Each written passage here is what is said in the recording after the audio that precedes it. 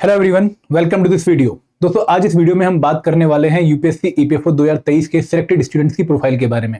आप में से बहुत सारे बच्चे ऐसे होंगे जो जानना चाहते होंगे कि भाई 2023 में जिन बच्चों ने इन एग्जाम्स को क्वालिफाई किया था उनकी प्रोफाइल क्या थी, ताकि आप लोगों को एक कन्विक्शन मिले, एक वेरिफिकेशन मिले कि भाई अगर ये लोग क्वालिफाई कर सकते हैं तो हम भी एग्जाम क्वालिफाई कर सकते हैं। तो वीडियो आप लोग एंड तक पक्का देखिएगा। लेकिन आगे बढ़ने से पहले मैं आप लोगों को बताना चाहूंगा कि भाई एडुटैप आपके लिए लेकर आए एक वन टाइम ऑफर, जहां पर हम आपको हमारे कोर्सेज पे अट्रैक्टिव डिस्काउंट प्रोवाइड कर रहे हैं।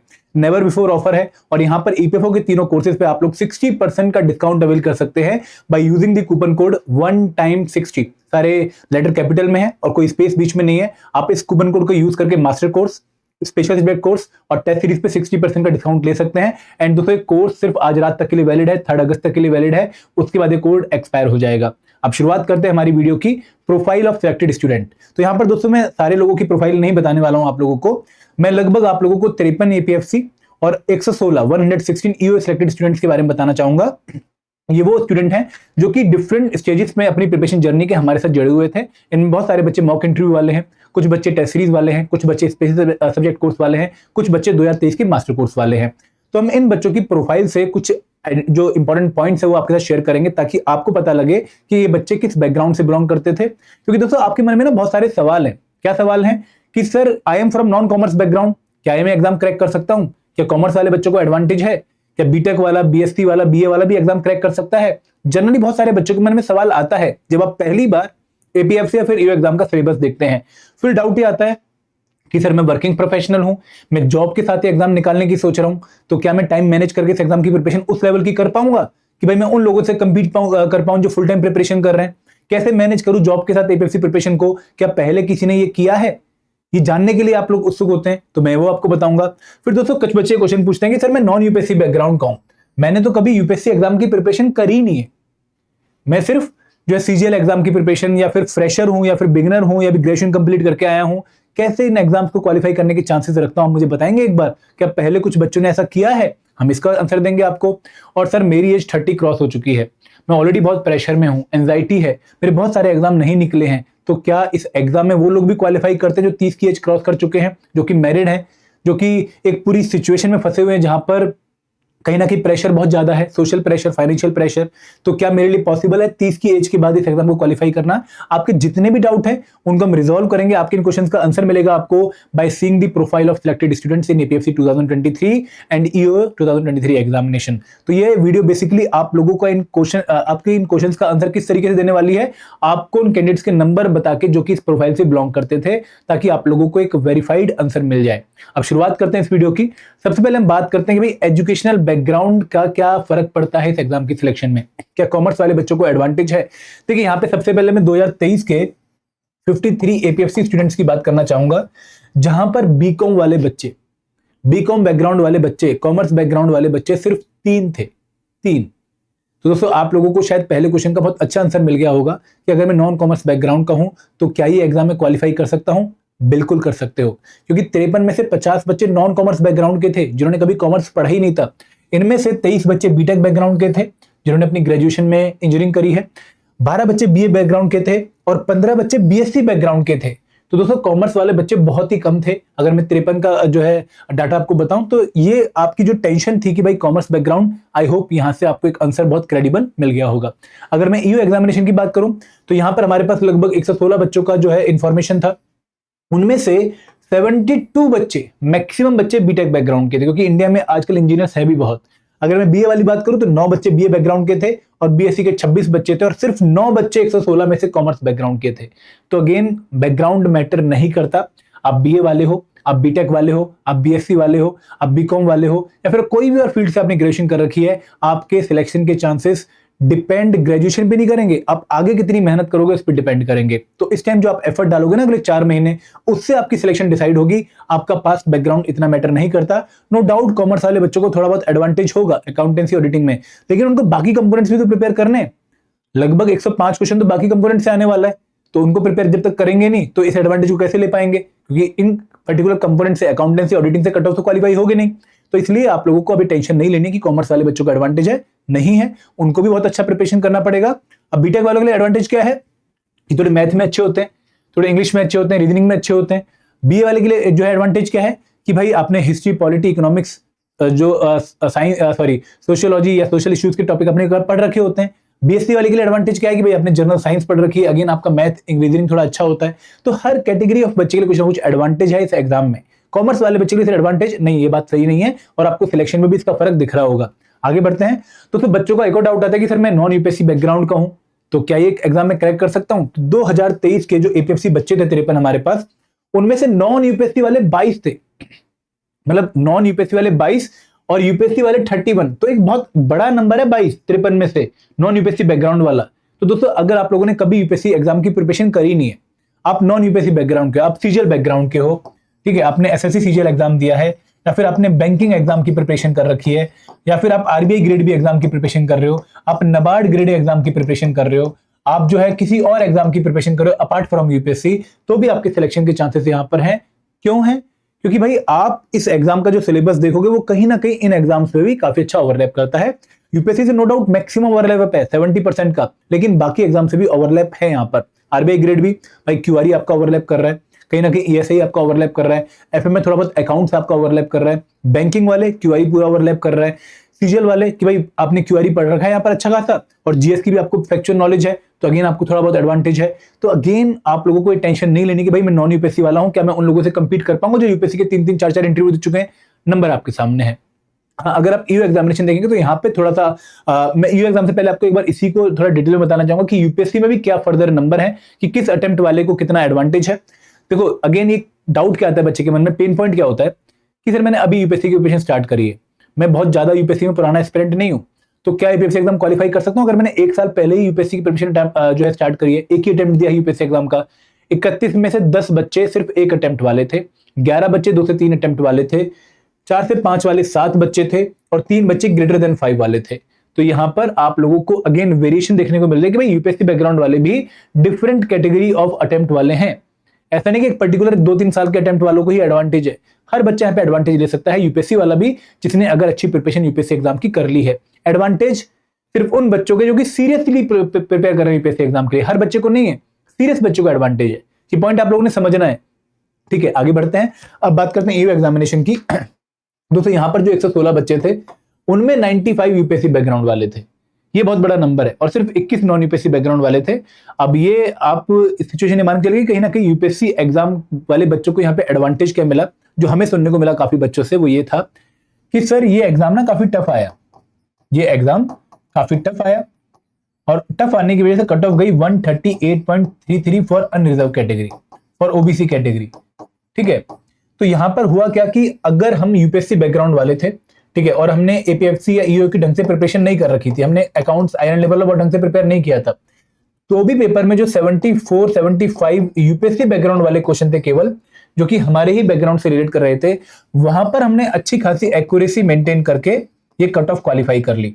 मतलब अगर कोई बच्चे की मैं बात करूं, जैसे काफी बच्चे मेरी नॉलेज में है, मैं नाम नहीं लेना चाहूंगा, कि उसने 75 क्वेश्चन अटेम्प्ट किए सिर्फ यूपीएससी की प्रिपरेशन से, और यहाँ पे उसकी एक्यूरेसी जो है 85% के आसपास थी, तो अगेन वो कट ऑफ क्वालिफाई कर रहा था 138.33 की। लेकिन अगर ये पेपर टफ आ जाता, जैसे एपीएफसी आया, ठीक है, और अगर वैकेंसीज जो है आपको और कम देखने को मिलती, तो उस केस में यूपीएससी वाले बच्चों का नंबर यहाँ पर कम होता है, क्योंकि उसके लिए होता क्या है कि आप लोगों को जो स्पेशल कंपोनेंट्स हैं जो आप यूपीएससी की प्रिपरेशन में कवर नहीं करते हैं, वो कवर करने ही पड़ेंगे उस कट ऑफ को क्वालिफाई करने के लिए। आप 178.33 की जो कट ऑफ गई है एपीएफसी एग्जामिनेशन में, वो क्वालिफाई नहीं कर पाओगे सिर्फ यूपीएससी प्रिपरेशन से। 80 क्वेश्चन अटेम्प्ट करके, 75 क्वेश्चन अटेम्प्ट करके वो कट ऑफ क्वालिफाई करना मुश्किल है। और तभी हमें बहुत सारे बच्चे ऐसे देखने को मिले जो कि यूपीएससी बैकग्राउंड वाले थे, ईयू एग्जाम क्वालिफाई कर चुके थे, लेकिन एपीएफसी एग्जाम क्वालिफाई नहीं हुआ। क्यों नहीं हुआ? कट ऑफ बहुत हाई थी, इस नंबर के लिए स्पेशल कंपोनेंट्स पढ़ने थे, तो वो पढ़े नहीं थे उन्होंने, तो यहां पर आपको ये नंबर इसलिए हाई दिख रहा है। और 21 बच्चे यहां पर भी नॉन यूपीएससी बैकग्राउंड वाले थे। तो यहां पर मैं यही मैसेज देना चाहूंगा कि अगर आप यूपीएससी बैकग्राउंड वाले नहीं हो, आपने बाकी एग्जाम्स की प्रिपरेशन करी है, गवर्नमेंट एग्जाम्स की, या फिर आप जो है पहले से प्रिपरेशन कर रहे हो लेकिन बिगिनर हो, एपीएफसी एग्जाम की प्रिपरेशन में ही पहली बार आए हो, तो भी आपको अपनी मेहनत से एग्जाम निकालने का पूरा मौका मिलेगा। आपको कोई भी कसर नहीं छोड़नी है, आपके सिलेक्शन के चांसेस हैं यहां पर। आगे बढ़े, अब दोस्तों बात करते हैं कि भाई ईओ में कितने कितने अटेम्प्ट वाले थे यूपीएससी बैकग्राउंड वाले। 22 बच्चे फर्स्ट अटेम्प्ट वाले थे, अच्छा खासा नंबर है। 2-3 अटेम्प्ट वाले 37 बच्चे थे, 24 बच्चे 4 to 5 अटेम्प्ट वाले थे और 12 बच्चे ऐसे थे जिनके ग्रेटर देन 5 अटेम्प्ट थे। तो अगेन एक वेरिएशन आपको देखने को मिल रही है। ऐसा नहीं है कि एक पर्टिकुलर अटेम्प्ट वाला बच्चा ही यूपीएससी का यहाँ पे एडवांटेज रखता है। जो बच्चा अभी यूपीएससी की प्रिपरेशन में नया है, सिर्फ एक ही बार अटेम्प्ट दिया है, वो भी अपनी प्रिपरेशन के साथ एपीएफसी या फिर यू एग्जाम में अच्छा परफॉर्म कर सकता है। आगे बढ़ते हैं। अब दोस्तों एक और क्वेश्चन काफी बच्चे पूछते हैं और ये बच्चा मेरे पास लगभग 35% है कि सर जॉब के साथ प्रिपरेशन पॉसिबल है, मैं एग्जाम क्वालिफाई कर सकता हूं जॉब के साथ?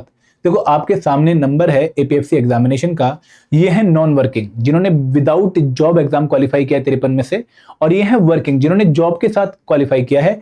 तो 23 बच्चे आउट ऑफ 53 विद वर्किंग जो है जॉब के साथ तैयारी कर रहे हैं। तो देखो बहुत ही मुश्किल सिचुएशन है जॉब वाले के लिए, टाइम मैनेज करना बहुत मुश्किल होता है, लेकिन नंबर अच्छा खासा है। 53 में से अगर 23 बच्चे हैं तो काफी अच्छा एक नंबर है, लगभग 40% के आसपास जो एग्जाम क्वालिफाई कर रहा है। तो यहाँ पर आपको डिसअटेंड नहीं होना है, आपको अपनी जो होप है वो नहीं छोड़नी है, आप एग्जाम क्वालिफाई कर सकते हो, क्योंकि पास्ट में भी जॉब के साथ बहुत सारे बच्चों ने क्वालिफाई किया है। और यहाँ पर मैं बताना चाहूंगा कि सचिन नेहरा सर, जिनका रैंक 1 है 2023 के एपीएफसी एग्जामिनेशन में, तो वो जॉब के साथ तैयारी कर रहे थे। पूनम मैम रैंक 29 जॉब के साथ तैयारी कर रही थी। देन निशांत ओझा सर रैंक 49 जॉब के साथ तैयारी कर रहे थे। बहुत बच्चे हैं जो जॉब के साथ इस एग्जाम को क्वालिफाई करके गए हैं। तो आप लोगों को बिल्कुल भी टेंशन नहीं लेनी कि भाई जॉब के साथ मैनेज कर पाऊंगे नहीं कर पाऊंगे। अगर आप पहले से प्रिपरेशन कर रहे हैं और दिन में 5 घंटे डेली और प्रिपेयर कर सकते हैं अगले 4 महीने, तो आप सिलेक्शन के अच्छे खासे चांसेस रखते हैं। आपको इसमें बिल्कुल भी टेंशन नहीं लेनी है। अगर मैं यू एग्जामिनेशन की बात करूं तो यहां पर 116 में से 29 बच्चे नॉन वर्किंग थे जिन्होंने जॉब के साथ जॉब की बिना क्वालिफिकेशन ली है। पर ये नंबर उल्टा हो गया, 29 वर्किंग थे और 87 नॉन वर्किंग थे। यहां पर 87 बच्चा नॉन वर्किंग था, काफी बच्चा जो है विदाउट जॉब प्रिपरेशन करके एग्जाम क्वालिफाई करा है। तो ये नंबर अगेन आपको सजेस्ट करता है कि भाई यूपीएससी जॉब के साथ भी एग्जाम की तैयारी पॉसिबल है। जैसे यहाँ पर अंकित कुमार है, मलयाज मिश्रा है, आर्ची है, इन्होंने जॉब के साथ तैयारी करी है। They were doing some job, very hectic job. जैसे अंकित कुमार जो है वो लेवल 4 जॉब पे थे, मुंबई में पोस्टिंग थी, बिहार के थे बेचारे, तो खाना पीना भी खुद ही बनाना पड़ता था, लेकिन फिर भी तैयारी करी है, मेहनत करी है, एफर्ट डाले हैं और क्वालिफाई हुए हैं। तो job is not a barrier as such. No doubt time कम है, लेकिन जॉब के साथ प्रिपरेशन मैनेज की जा सकती है अगर आप रेडी हैं और आप कंसिस्टेंट है। 2 पॉइंट मैं बोलूंगा, अगर आप मेंटली रेडी हैं, भाई एग्जाम क्वालिफाई करना ही करना है, और आप कंसिस्टेंट है अपनी प्रिपरेशन में कि यार कैसे भी करूंगा ही करूंगा। एक और पॉइंट कि सर एज कैटेगरी क्या है, तो यहां पर मैं आपको बताना चाहूंगा कि एपीएफसी एग्जामिनेशन में 53 में से 9 बच्चे ऐसे थे 53 में से जिनकी एज 25 से कम थी। तो यंग बच्चा भी एग्जाम क्वालिफाई करता है, जो फ्रेश है वो भी एग्जाम क्वालिफाई करता है, जो ग्रेजुएशन के बाद सीधा प्रिपरेशन स्टार्ट कर रहा है वो भी एग्जाम क्वालिफाई कर सकता है। 25 से 30 के बीच में 19 बच्चे थे जिन्होंने 25 कवर जो है क्रॉस कर ली थी एज, लेकिन 30 के बीच में। तो और ये बच्चे 19 इसलिए थे क्योंकि भाई ये डिफरेंट एग्जाम के साथ इस एग्जाम को मैनेज कर रहे थे। अब दोस्तों मेन पॉइंट कि जो बच्चे 30 क्रॉस कर चुके थे, यहां पर है 25 बच्चे। और ये 25 बच्चे यहां पर क्यों है पता है आपको? क्योंकि बहुत सारे बच्चे ऐसे थे जो कि यूपीएससी के अटेम्प्ट जो है अपने खत्म कर चुके थे, वो 32 की एज क्रॉस कर चुके थे, अब ऑप्शन ही एपीएफसी एग्जामिनेशन बच्चा था, तो इन्होंने उसके लिए बहुत अच्छी मेहनत करी और ये एग्जाम क्वालिफाई कर लिया। तो यहाँ पर ग्रेटर देन 30 वाले काफी बच्चे थे। तो 30 की एज के बाद ना बहुत सारे एडिशनल प्रेशर आ जाते हैं, मैरिज हो जाती है काफी लोगों की, काफी लोगों के ऊपर फाइनेंशियल प्रेशर आ जाता है कि भाई अब तो कमाना शुरू कर, काफी लोगों के ऊपर सोशल प्रेशर आ जाता है कि भाई तूने अभी तक कुछ नहीं किया, यूपीएससी में ही था, 32 का हो गया है तो क्या बनेगा तेरा। तो उनके ऊपर प्रेशर के बावजूद उन्होंने मेहनत करके एग्जाम निकाला है। तो अगर आप इस सिचुएशन में हैं तो आप भी अब मेहनत करके इस एग्जाम को क्रैक कर सकते हैं। और दोस्तों अगर मैं ईयू एग्जामिनेशन की बात करूं तो यहाँ पर 24 बच्चे लेस देन 25 थे, यंग थे, लाइक दीक्षा मित्रा काफी यंग, 22 साल में एग्जाम क्वालिफाई कर लिया, सीधा इन्फोर्समेंट ऑफिसर, अकाउंट ऑफिसर बन गई विदाउट यूपीएससी बैकग्राउंड। देन 25 से 30 के बीच में 76 बच्चे थे जो 2 अटेम्प्ट यूपीएससी के दे चुके थे, और 30 से ऊपर यहाँ पर भी 16 बच्चे थे। तो अगेन अगर आपकी एज एक लिमिट से क्रॉस हो चुकी है तो भी आप इस एग्जाम की मेहनत करके अच्छा रिजल्ट लेकर आ सकते हैं। तो यहाँ पर मैं एक और बात बताना चाहूंगा एजुकेशन के रिगार्डिंग, कुछ पॉइंट्स मैं आपको दोबारा से रिफ्रेश करवाना चाहूंगा कि अगर आप बीटेक वाले हैं, आप आईआईटी वाले नहीं हैं, आप मेडिकल फील्ड से हैं, आप एम्स वाले नहीं हैं, आप बीएससी फील्ड से हैं लेकिन आपका इंस्टीट्यूट आईआईसी बेंगलोर नहीं है, तो क्या आपके सिलेक्शन के चांसेस हैं? बिल्कुल हैं। जो मैंने आपको एजुकेशन बैकग्राउंड बताया वहां पे हार्डली हमें 2 या 3 ही बच्चे मैक्सिमम देखने को मिले हैं, वो भी ईओ में जो कि आईआईटी से थे, बाकी बच्चे नॉन आईआईटी कॉलेज से हैं। तो अगेन यहाँ पर आपका पास्ट बैगेज या पास्ट रिकॉर्ड मैटर नहीं करता है, आप आगे कितनी मेहनत करने के लिए रेडी हैं वो मैटर करेगा कि भाई आपकी सिलेक्शन होगी या नहीं होगी। एक और बच्चे का डाउट ये आता है कि सर इनमें से कितने बच्चे ऐसे थे जिनके पास डिजायरेबल क्वालिफिकेशन थी। तो मैं बताना चाहूंगा कि एपीएफसी में हार्डली 2 बच्चा था जिसके पास डिजायरेबल क्वालिफिकेशन थी, और ईपीएफ में हार्डली 3 बच्चा था जिसके पास डिजायरेबल क्वालिफिकेशन थी, बाकी बच्चों के पास डिजायरेबल क्वालिफिकेशन नहीं थी। तो आपका जो डाउट है कि सर क्या डिजायरेबल क्वालिफिकेशन मेरी सिलेक्शन पे इंपैक्ट डालेगी? नहीं डालेगी, क्योंकि यहाँ पर 113 बच्चे ईपीएफओ में ईओ पोस्ट पे और 51 बच्चे एपीएफसी पोस्ट पे सिलेक्ट हुए हैं जो कि नॉन डिजायरेबल क्वालिफिकेशन के साथ थे। तो यहाँ पर आप लोगों की रिक्रूटमेंट टेस्ट की परफॉर्मेंस, इंटरव्यू की परफॉर्मेंस इंपैक्ट डालेगी भाई कि आपका एक्चुअल रिजल्ट क्या होगा। आप लोगों को डिजायरेबल क्वालिफिकेशन की वजह से टेंशन नहीं लेने की, मेरी प्रिपरेशन इफेक्ट हो जाएगी। तो आई होप आप लोगों को जितने भी डाउट थे उनका आंसर नंबर के साथ, प्रूफ के साथ मिल चुका है। अगर आपको इन बच्चों की सक्सेस स्टोरी देखनी है, आप लोग हमारे यूट्यूब चैनल पे जाइए, इनमें से बहुत सारे बच्चों की सक्सेस स्टोरी आपको देखने को मिलेगी। आप रिलेट कर सकते हैं उनकी प्रिपरेशन जर्नी के साथ और आपको एक मोटिवेशन मिलेगी कि यार अगर ये कर सकता है ना तो मैं भी कर सकता हूं, मैं भी इसी की तरह ही हूं, मेरी भी यही सिचुएशन है कि भाई जॉब, अच्छा 7 से 9 जॉब है या 9 से 7 जॉब है, अच्छा सुबह जाना पड़ेगा, 1 घंटा ट्रांसपोर्टेशन का लगेगा, शाम को आगे थक के तैयारी करनी है, इन्होंने करी है तो मैं भी करूंगा। तो ये मोटिवेशन जनरेट करिए। और दोस्तों अगेन देखो, करने का एक बहाना कि करना है और ना करने के 100 बहाने कि यार मैं जॉब के साथ हूं, मैंने यूपीएससी की प्रिपरेशन नहीं करी, मेरा हिस्ट्री वीक है, मेरा क्वांट वीक है, बहुत सारे बहाने। तो यहाँ पर अब बहानों का टाइम नहीं है, अब है मेहनत का टाइम, प्रिपरेशन का टाइम। आप लोगों को इन प्रोफाइल से थोड़ी सी मोटिवेशन मिली होगी, उस मोटिवेशन को अब अपनी प्रिपरेशन की तरफ झोंक दीजिए और डाउट और कंसर्न और एक्सक्यूज अपने माइंड में मत लाइए। This is the time to do the quality preparation, ठीक है। और दोस्तों अगर आप कोर्स के थ्रू प्रिपरेशन करना चाहते हैं तो हम आपके लिए लाए एक वन टाइम ऑफर जो कि आज रात 12 बजे तक ही वैलिड है, 3 अगस्त को। और ये जो ऑफर है वो क्या है, 60% of in our UPSC EPFO courses. आप master course, special subject course and test series पे डिस्काउंट कोर्स ले सकते, कोड यूज करके डिस्काउंट ले सकते हैं। कोड क्या है, वन टाइम 60। हमारे बाकी कोर्सेज में भी डिस्काउंट है। ईपीएफओ के बारे में मैंने आपको यहाँ पे बता दिया है, आप इनको चेकआउट कर सकते हैं। लिंक इस वीडियो के डिस्क्रिप्शन में भी दिया गया है कोर्स का, वहां पर जाकर आप इस डिस्काउंट कोड को अप्लाई करके डिस्काउंट अट्रैक्टिव ले सकते हैं। This is all from my side, thank you very much. जय हिंद, जय भारत।